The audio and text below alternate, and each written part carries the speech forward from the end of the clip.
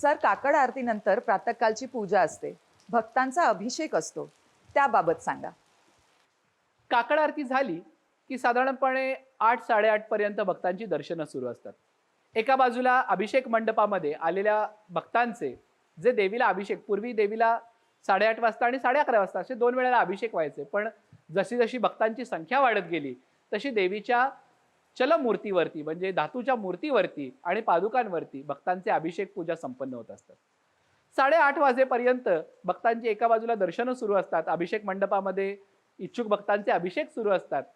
8:30 वाजता पुन्हा घंटेचा नाद होतो. हा घंटानाद म्हणजे देवीच्या पंचामृताची तयारी.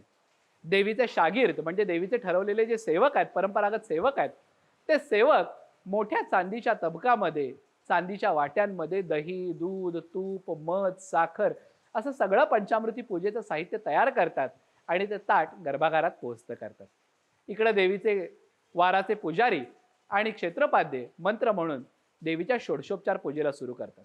अशाच प्रकारची षोडशोपचार पूजा भक्तांकडून बाहेरच्या बाजूलाही संपन्न होत असते. देवीची ही षोडशोपचार पूजा पूर्ण होईपर्यंत साधारणपणे 9:30 वाजलेले असतात. ही पूजा पूर्ण झाली, देवीला वस्त्र नेसवली की धुपाला वर्दी दिली जाते.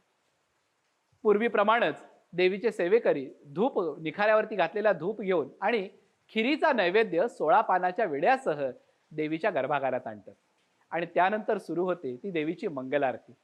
पहिल्यांदा एकारती म्हणजे एकारतीनं देवीला ओवाळलं जातं, त्यानंतर देवीचा नैवेद्य होतो. हा खिरीचा नैवेद्य आणि 16 पानाचा तांबूल देवीला समर्पित करून देवीची पंचारती केली जाते. पंचारती झाली की हीच पंचारती गर्भागाराला प्रदक्षिणा करून महाकाली, मातृलिंग, गणपती, महासरस्वती या सगळ्या परिवार देवतांना जाऊन आली की देवीची कापूर आरती होते. आणि या कापूर आरतीनंतर भक्तांना ओढ असते ती शंखतीर्थाची. देवीच्या अभिषेक पूजेचं तीर्थ शंखामध्ये घालून ते देवीवरून 3 वेळा ओवाळलं जातं आणि या शंखतीर्थाचं प्रोक्षण सगळ्या भक्तांवर केलं जातं.